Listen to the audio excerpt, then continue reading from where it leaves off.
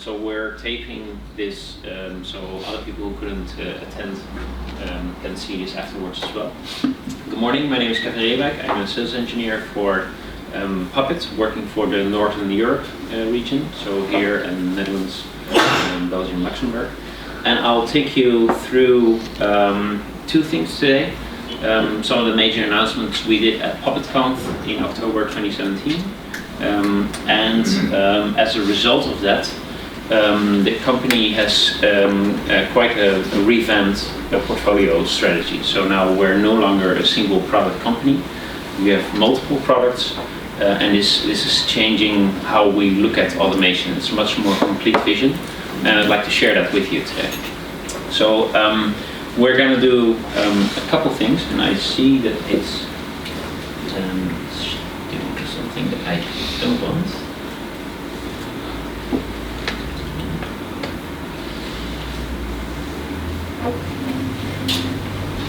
That's right. So I'm going to show you the overview of our products and a new way that we approach the market. And I'm going to do two demonstrations. So in this session right now, I'm going to show you, quickly show you two brand new products. One that's not even out yet, and one that's coming out of a acquisition, and that's available today. And then at the actual section at 11:10, I'll show you a broader demo of Puppet Enterprise specifically. So what does Puppet do for people who haven't seen it or haven't seen the new messaging that we have around this? We help DevOps teams automate how they build and deploy their applications and how to provision, configure, and manage the infrastructures that they run on. So it's about these three items. It's not only just infrastructure, it's applications as well, and it's all around automation. So in short, we companies deliver better software faster. And this is because every company is in some ways a software company. Even like the supermarket or the movie theater, the way that you value those companies is more and more having to do with the type of IT applications that they make for their customers that you use. Now, when you look at companies that have adopted our products, to do automation, you see that there's significant results.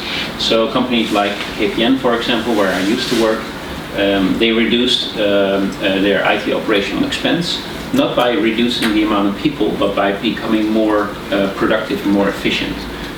The whole idea with these types of tools is that you don't grow your team, you grow your team's skill sets. And a lot of it is in the productivity speed, where their dev and ops teams are able to deploy faster, deploy more frequently, and spend a lot less time either on security and compliance issues or on proving audit compliance to external parties. So KPN is, for example, one of the companies that I work with. They went to, it's nearly 9,000 nodes right now with 7 people. And here in the Nordics, there's another company, Nordea, who is managing 5,000 servers with 2 people. And this is a good indication of what you can achieve if you automate each and every aspect of your IT. So where does this come from? This comes from born in the cloud software companies like Spotify, Facebook, Google, who have started somewhere very differently than traditional companies. So traditional companies have one of everything, but these companies, they only have one of the latest, basically. Either they've started with native cloud, or some of the newer ones started with containers. And they have set a really high bar when it comes to customer experience and application delivery. When you start at Facebook, the first thing the thing you have to do on your very first day is get a piece of code live on the Facebook webpage, the actual production website. And it's very specific that you have to be able to do that. Now think of any other traditional company where you would have to do something on the production system on day one, right? Who's able to do that? And these companies set a very high bar on what they think should be the way that IT is delivered. But if you're a traditional company, you came from this, right? You have one of everything. You started with physical servers. This is a company in the Netherlands, for example. They had 100 physical servers a couple of years ago. And they had a team of about, I think, 10 people doing that. And then they went to virtual machines. And they are now currently running 100 physical machines and 900 VMs. So it's an order of magnitude more complexity. But the team didn't grow an order of magnitude. Then they went to cloud. You get more complexity. Then you get to go to containers, even more complexity. And then whatever comes next, serverless computing, functions, who knows what else, is only going to add complexity again. And all of these companies, they still have physical machines and they still have virtual machines. So you can imagine that trying to do everything in a way that it was done in these areas is not going to scale. And that's why it's so important that you start looking at automation in all aspects. And that's what's driving DevOps movement. The idea that all of the aspects in delivering both applications and infrastructure control are pushed by automation. And it's something we championed. So for the last 7 years, we've published the State of DevOps report. If this is something that you're seeing here for the first time, I highly recommend that you download this. It shows what the actual results are for companies that have adopted this methodology, not specifically our tools, but the DevOps approach and the approach to automation. And it's the biggest research piece around DevOps in the industry. So over 27,000 contributors, and it's basically the authoritative source on DevOps. However, companies have been isolated in their success. So we typically at Puppet, we see companies doing this, for example, in just the Linux space or just a certain application stack. But then within that same company, there will still be other teams, maybe the Windows team, or maybe the AIX team, or maybe a different middleware team, or the Oracle team that's not using these tools. So it's hard to solve these issues. And so here you see that, for example, some maybe they've adopted this. I had a customer recently where they're looking at new tools for their cloud infrastructure, but on their traditional infrastructure, there's a lot of resistance because it would change the way that people work. Maybe they're not looking at it for application services, but they are looking at it for containerized applications, but only some and not all. So this is a major issue.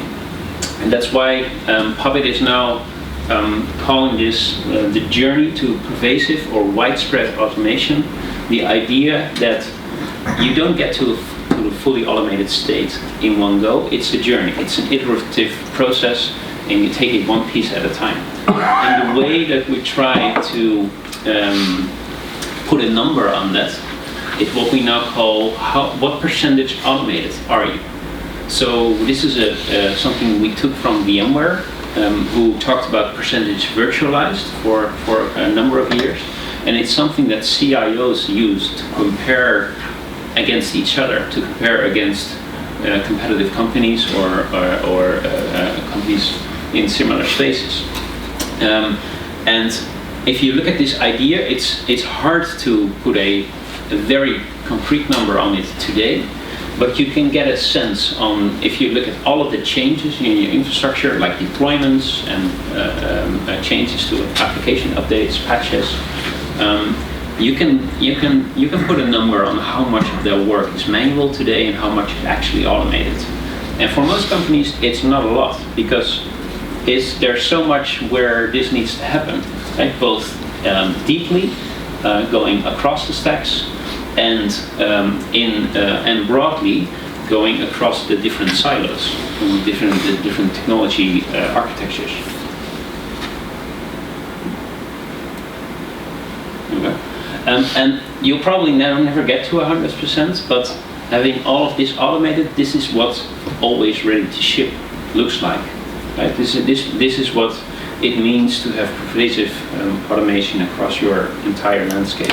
So there are 3 challenges to solving this issue, and this is where we now position our portfolio of products. So one is it's hard to know what you have. How can you say how automated you are if you're not sure what's running in your the enterprise? There's always part of your IT that's unknown to you. It could be a bit of shadow IT, could be that you've acquired a company and they're bringing in a whole data center of services that you know nothing about. It could be that some of your applications or that you're inheriting an application from a different team, or maybe you've adopted some cloud architecture where applications are spinning up and down at any given point in the day. So to solve that problem, we are launching Puppet Discovery, which is coming out May 1st. At least that's what the commitment is. And it will give you the information to know what you have and know when to start. So it's I'll show you this in a demo in a moment. It gives you the capability to find out what's running. So at this point, servers, virtual machines, containers on top of virtual machines or direct on container hardware. We're starting out with network devices. It's going to be basic capability in the first version, but it's going to expand after that.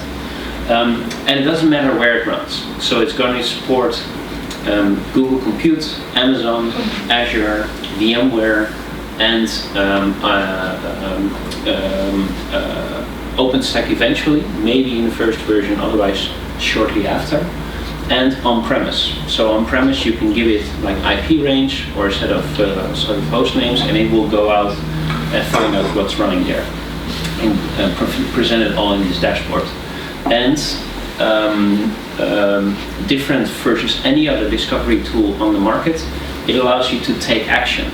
So on every resource that you've discovered, you will be able to find out whether you have it under active management, and if you don't, you can bring it under active management. And you can perform some tasks against those nodes, like installing agents, but also installing third-party agents.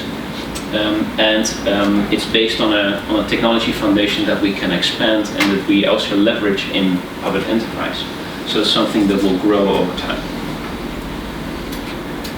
So this will get you a blueprint of what's running out there. Then the next step is to scale broad and deep. So once you know what you have running, you can use Puppet Enterprise to start managing this at wide scale. Our biggest customer, Walmart, is over 90,000 nodes today, all checking in every 30 minutes with Puppet. So that's 4.3 million Puppet runs every day over a period of 24 hours. And they use all of that to ensure that their infrastructure is compliant and that they can perform change at a large scale. What we have here is a lot of changes since PuppetConf. So we provided the biggest change, which I'll go into in separate slides, is the capability that we now have 2 ways to change systems. There's the model-driven way, which you know from the history of Puppet, but there's now also the task-oriented way. So you can run a command or a script or something a little bit more powerful, which we call a Puppet task, against one or more remote machines, very similar to what you see in Ansible and SaltStack, for example.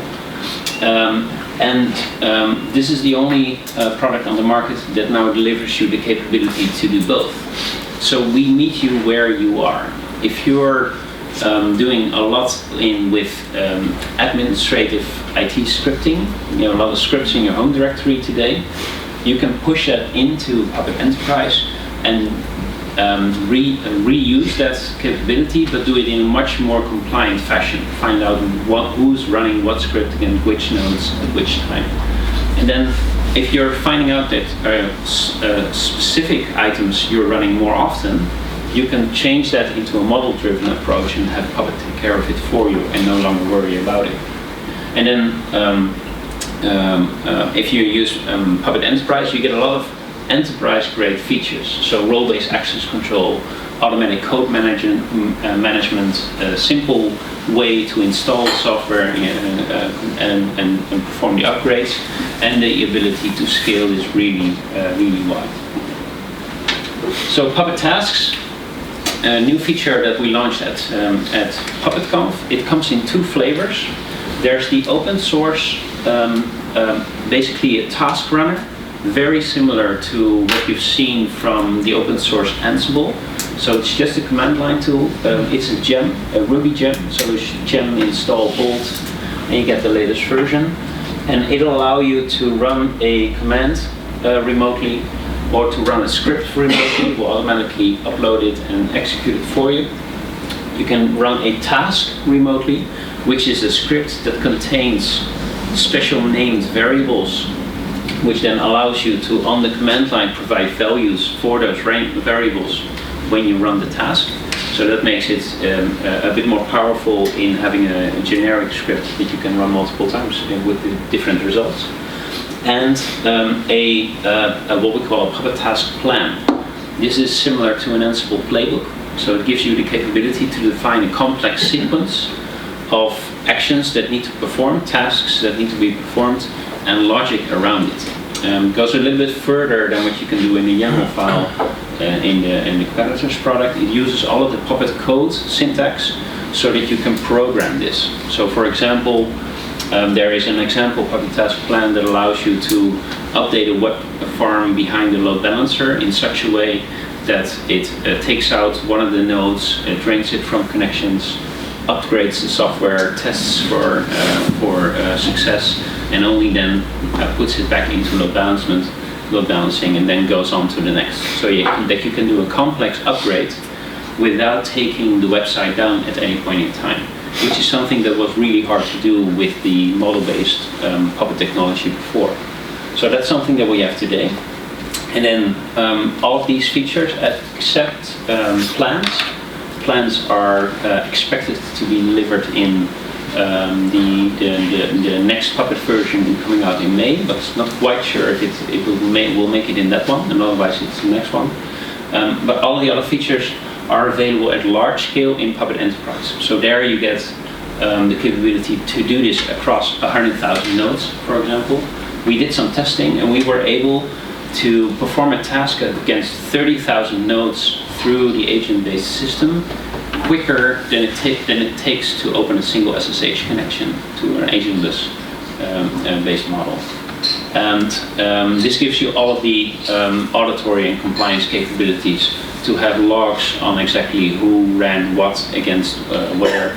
And in the upcoming version in May, we'll be able to limit to which nodes you want specific actions to run. So you can say, okay, a user can have this task limited to this set of machines that they're allowed to run with this system. So here, the open source version is completely agentless. So it's a nice bootstrap way of pushing, for example, Puppet agents or simple preparation commands to a remote system. It works over WinRM, it works over SSH for those systems. If you have Puppet agents on your system, it can connect to the Puppet control framework, the TCP agent, on those systems, so you can leverage that. And it can actually work with a Puppet Enterprise server if you want to use some of the advanced features right now. There is a module available that allows you to run Bolt against Puppet Enterprise agents to get a few more of the advanced features. And then here you see you get the scale of the governance and the flexibility. And we've updated the Forge. This is actually an old screenshot, but we've updated the Forge to now include those capabilities. So you can see all of these new tasks as part of modules. And when you go into a module, you will see that it contains tasks, which tasks it has, what those tasks do, and some basic documentation around those. And that means that now on the 5,000 modules that we have on the Forge, a growing number of those is receiving tasks either via Puppet or from the community. And you, for example, the Spectre Meltdown module that we recently released and that I'll show you in the demo in the afternoon, has this combination of doing some model-based management on ensuring the correct settings to influence or control how you want the patches for the Spectre and Meltdown vulnerabilities to behave, and then tasks to deploy them once to your systems or to make certain changes to your systems if you, for example, need to force the availability of the update to a Windows system that wasn't getting it before. So, and this makes it really powerful to have both of these options within a single module and shareable with the rest of the world. And then it can take anything that you have today, PowerShell scripts, Bash scripts, Perl scripts, Ruby, and even Ansible modules. So the stuff that's on the Ansible Galaxy, there's a few modules there, for example, on networking devices that are quite popular. You can reuse those, not the playbooks, but the modules, since they're basically also just scripts with parameters. And they will run as tasks right here. So if you have some investment in that, you can just reuse that today. All right. So that gets you either a journey to do a broad deployment, where you can go across the different OS teams, to Linux, to Windows, to AIX, to IBM Power. We support Power today. This is interesting for Nutanix customers, for example. Nutanix provides Intel CPU and Power CPU support in the same architecture with the same management software. You can push that all the way by adding Puppet on top of it and having the single management suite for your entire processor architecture. Or you can go deeply and say, well, I'll take a specific application stack, maybe OS, middleware, Oracle DB. You can find Oracle and WebLogic modules on the Forge right now. They are from a Dutch company that's providing a testing version for free and a retail version with a paid license. It's actually pretty cheap, and it provides so much capabilities that you can make all of basically the application features of Oracle self-service, which is really interesting for the business, because that's usually where the knowledge is on how Oracle should be configured for their specific application. But the processes in the past and the tools have not allowed the self-service way of automating that. And with these type of modules, you can do that today.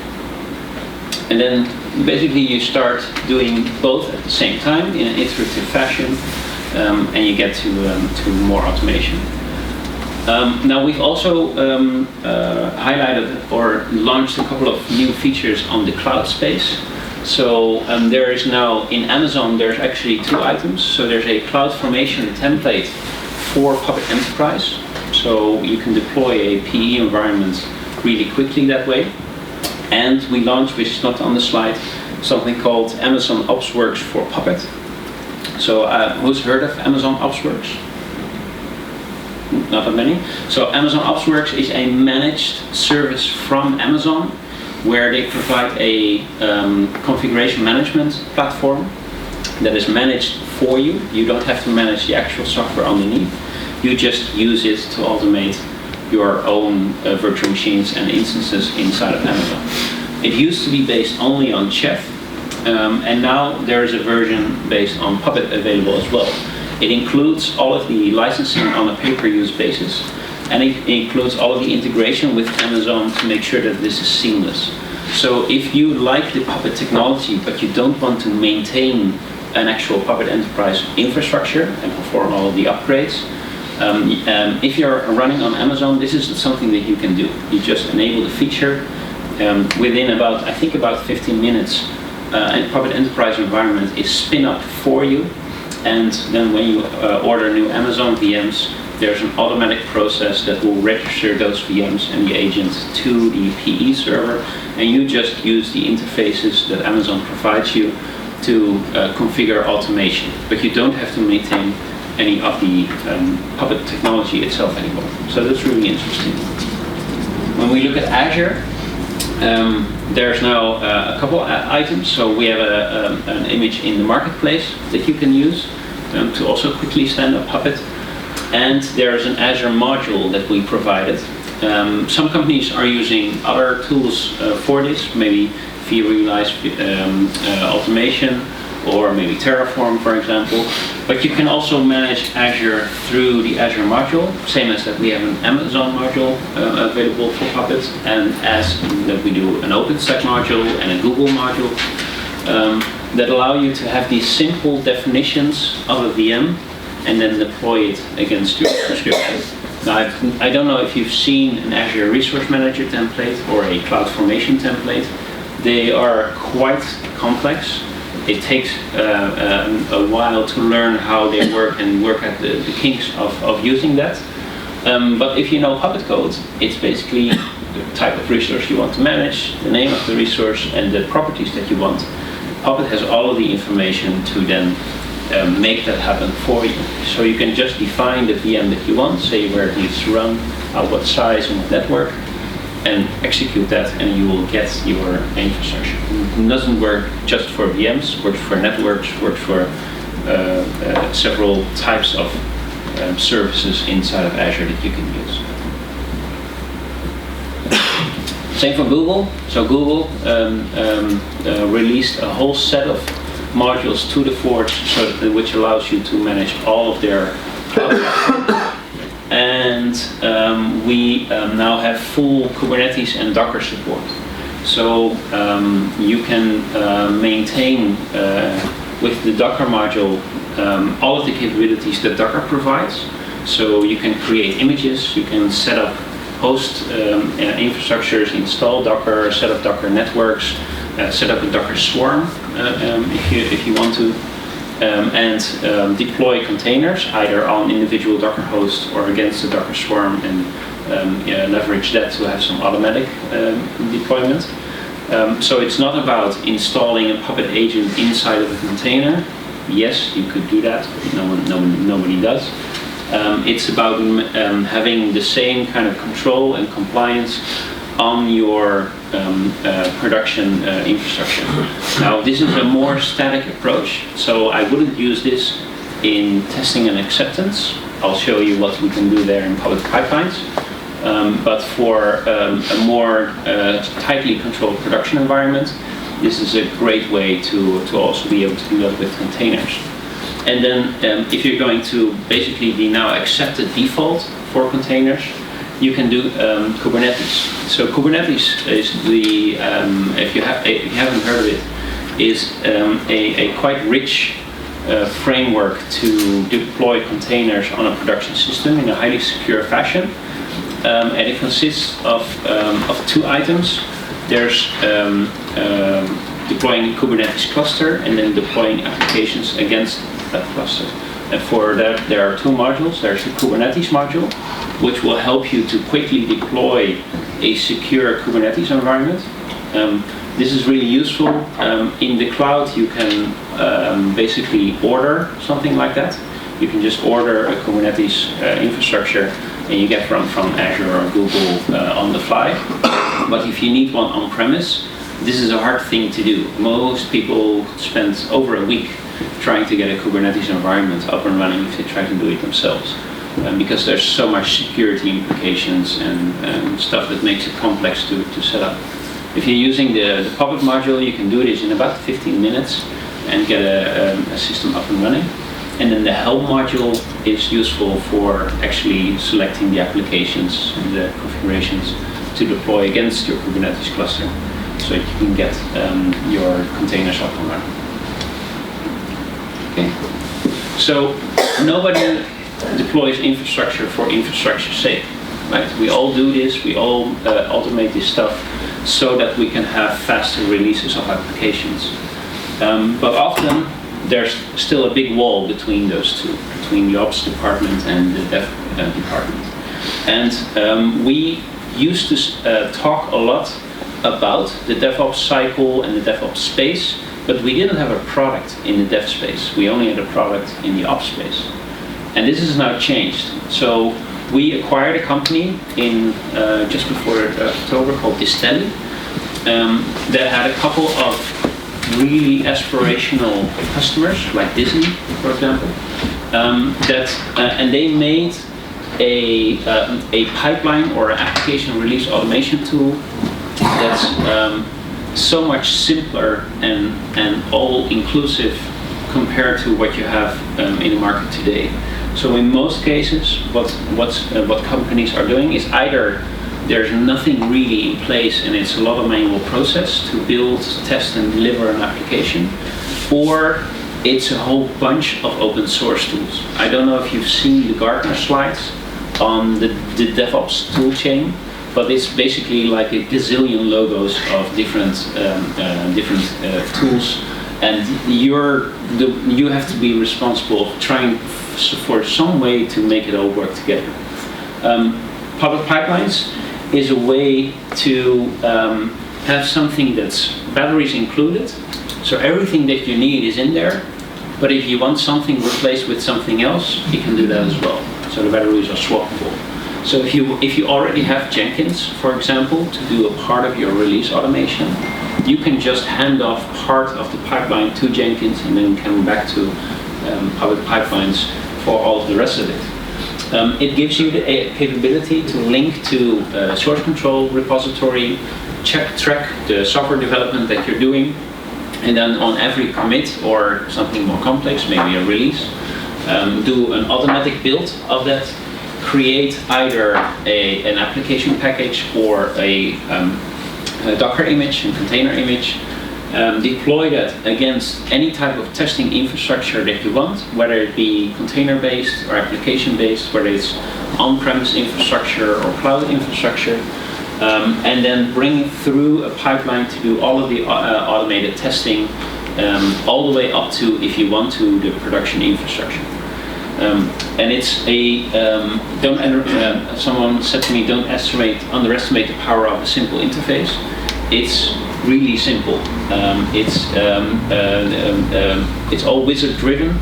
It takes away a lot of the complexity that's needed for this type of stuff, and it integrates with everything out there. So with the different cloud environments, with ChatOps tools, it's fully API enabled.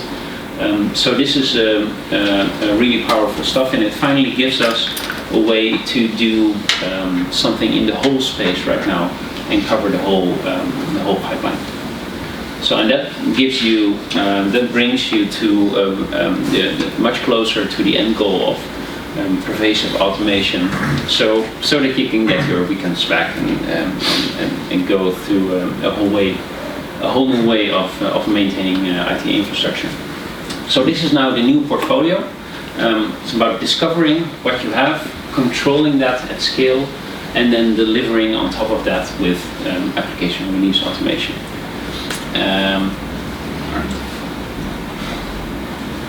So before I run out of time,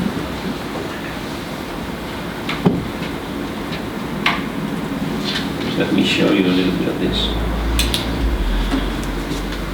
So here we have Puppet Discovery, and you see here I have a number of servers in here. In this case, all of these servers are managed by Puppet. A part of it is running in Amazon, a part of it, most of it is running on premise. I can see all of the applications that are running on it. I see that there's 1120 packages in total here that are found across the infrastructure, and for every package you can see where these are found. So if I select one of these, I can see that. We can see the versions, And what Discovery is going to be mostly all about is the capability to do filtering, to explore your infrastructure by way of adding filters. Now this is a tech preview, so there's a couple of bugs in this and it's not fully feature complete, but it gives you a sense of what you can do here. One of the, what we call a stretch goal, where we hope it makes it into V1 and otherwise it will be one of the top priorities after, is that you can, you will be able to upgrade software from here. So you can see there's an Act button, and the Act button will allow you to do things against your discovered infrastructure, like run a task. And one of the tasks that we have in this demo is, for example, the update package tags.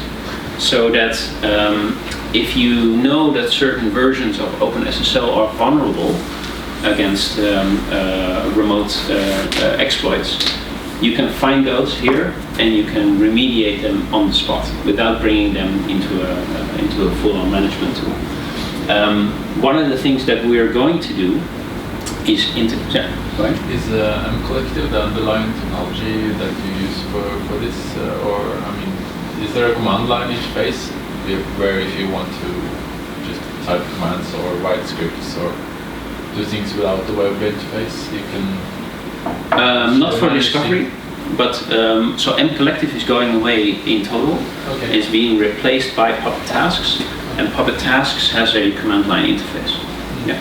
So you use Puppet Tasks to run commands against remote systems. There is going to be API enablement for Discovery, but it's more about automatically getting data out of it, for example, if you want to analyze it in other tools. One of the things that we are working on is CVE integration.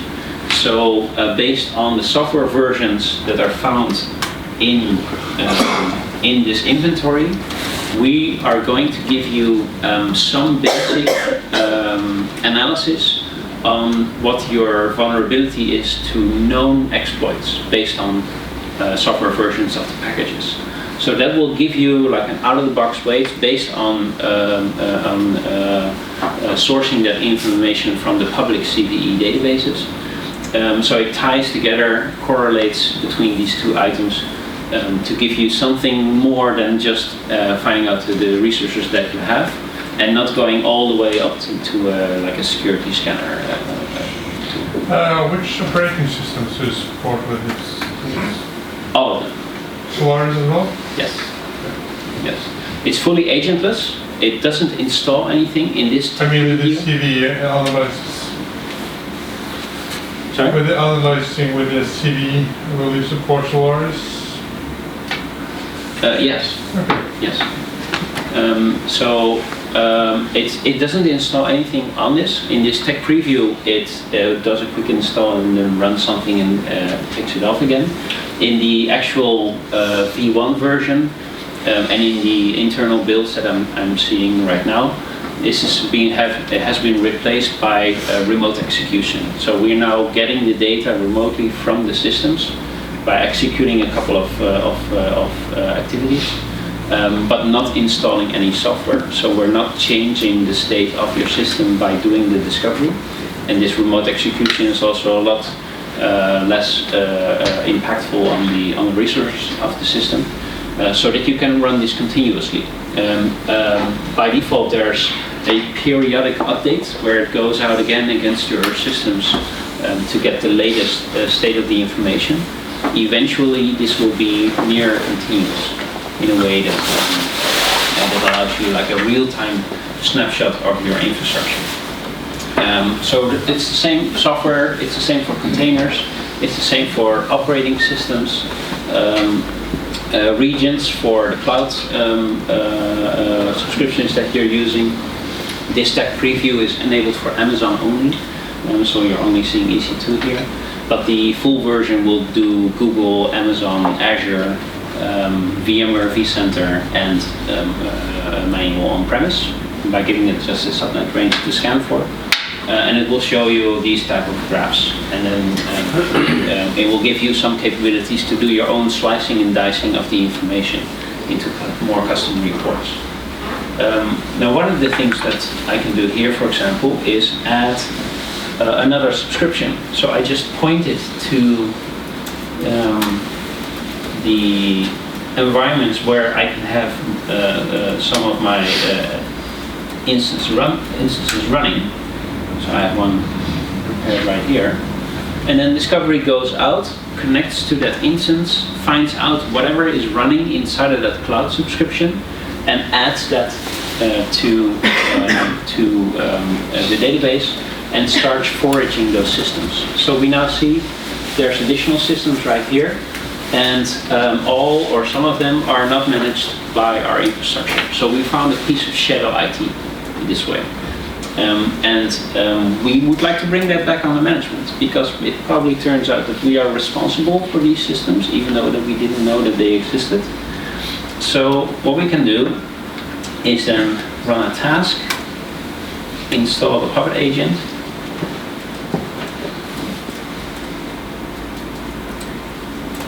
specify what master to connect it to. Let's do all of them. Run the task, and now this uses our old Puppet task infrastructure to go out to these systems, connect remotely, install the Puppet agent. The agent will start up, report to the server, and it will start notifying Discovery that it's now under management. And we'll see that now all of the systems have been brought under management, and we can start applying baselines this way against the systems and bring them into the fold of continuous management. So that's Puppet Discovery. Let me also quickly show you Puppet pipelines.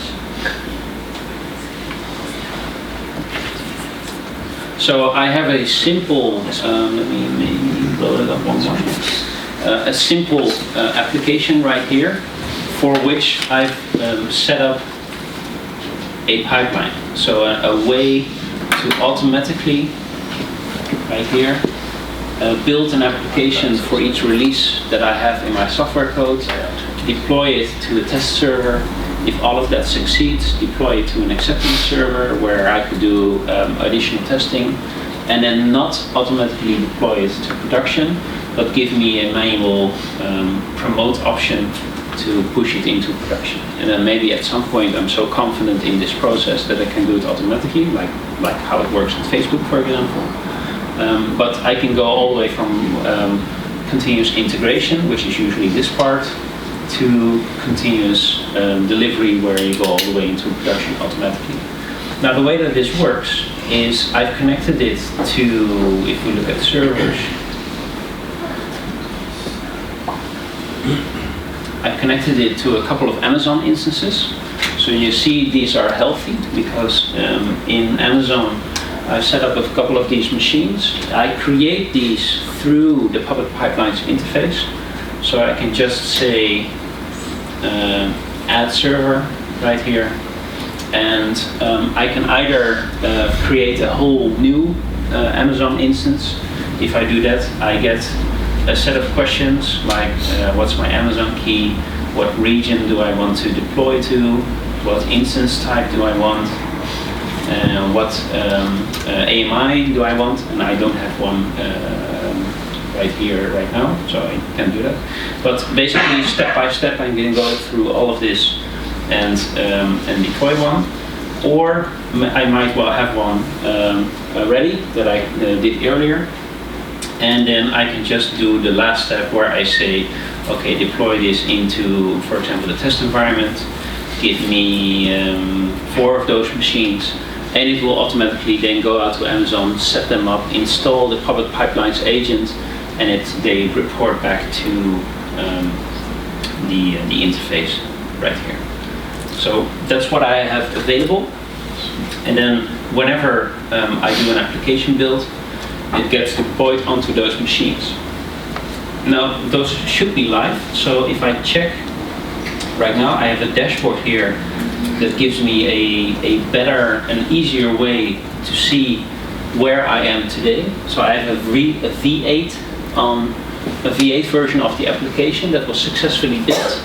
It's deployed onto testing and deployed to acceptance, but the V7 is still on the production environment.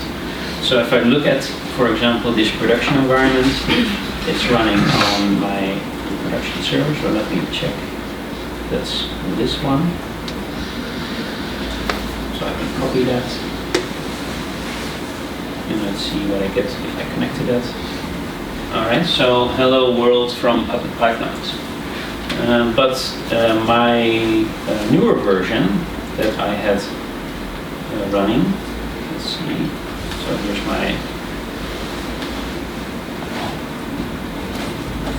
acceptance version. Hello Helsinki. That's where I was Tuesday. Now it doesn't make sense to move this into production because now this is, I could say that this is a bug. So we need to change that.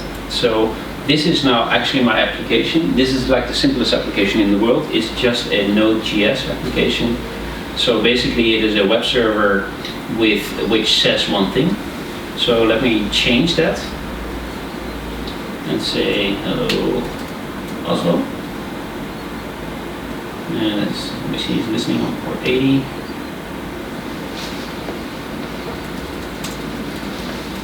I'll do commit. And now this would be a new version of my application. And we can see that this kicks off a change in public pipelines. It's now seeing that there is a new version of the application, so it will do a new build. That will give me a V9 version. If that succeeds, it gets automatically deployed, so we can have a look at this.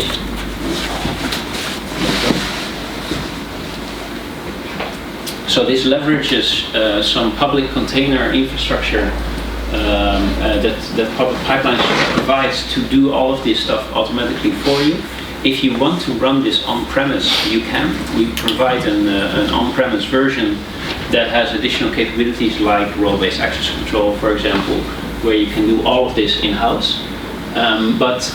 It's by default delivered as a SaaS service, so you can just connect it to your own repository, either public or private, and leverage SaaS services and cloud instances to automate all of this. So we had a successful build. If we go back to the dashboard, we can see that it's now deploying into the test environment. So we have a V9, it gets automatically deployed into testing. We can also see this from our pipelines overview right here. So it's being successfully deployed into testing. It's deploying into testing, and then acceptance is pending, which will be the next step. So let's see where we are. Usually it's easier to follow this from the dashboard. Here we go. So it's now deploying into acceptance, and I'll wait one moment right here when that's done.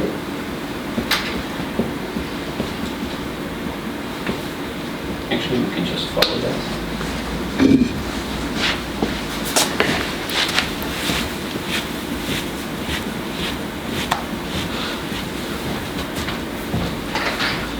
There we go. So now the V9 is available in acceptance. If I now check my acceptance machine,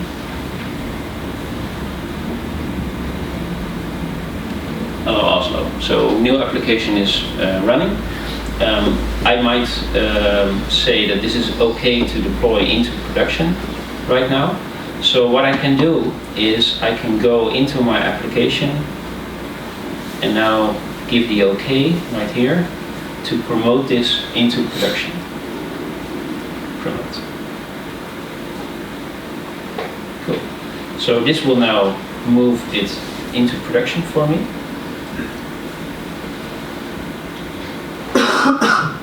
Right there it goes. And then when I get my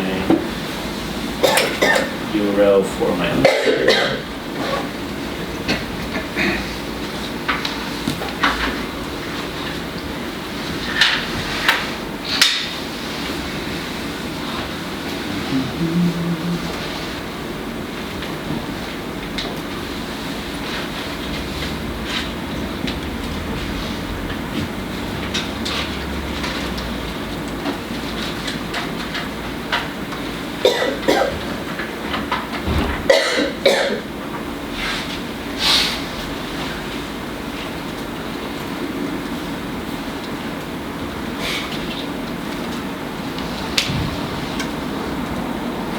There we go. Okay. Check it right here. And now also this version is running the production version. So you see that controlling this software release cycle has been made a lot easier this way. And it supports not only, of course, the application itself, but also automating. In this case, it's a manifest. You still see the study somewhere here, with like the pre-install steps and the post-install steps and the execution steps here, so that you have a more controllable way of telling pipelines what the steps are to actually get this application deployed. And this is where you will see integration between the products coming later. So right now, since this Tele was its own product and didn't have configuration management integration that much, you would have to do a couple of commands to get the correct software on that. And when I built this demo, I noticed that, for example, the extra characters for Linux, like here, this piece right here, that was needed for the Red Hat image that I was using in Amazon to be able to deploy the other steps right here. But it wasn't in the Red Hat image by default. It was in Ubuntu, for which the original demo was created, but not in Red Hat. And I had to add that. But then I found out that the second time I ran the build, I got an error message because I was trying to run this RPM command again, and it failed with the message saying it's already installed, which gave me a wrong error code, and then it exited the build. So I had to put a little bit of logic in here to tell it, well, check if it's installed, and if it's not installed, install it, and if it is installed, then skip it. Basically, that's recreating what Puppet has already done for years, right? You just say that it should be there, and then Puppet knows what to do and make sure that you don't have to worry about all of this command line logic. This is where you can expect in the near future that you can tie in to Puppet and just use more Puppet-like constructs to say what the type of pre-requirements are on the system, and have Puppet take care of that for you, so that you can focus on what, for example, the logic is to start the application, to add in the testing, offload to Jenkins, for example, that sort of stuff, the extra stuff that matters. All right, I'm out of time. Was this useful for you? Yeah. All right, great. Then I think we go on directly to the next session, right? Yes. Yeah. Okay. Then I'll hand off to Red Pill for the next piece. Thank you.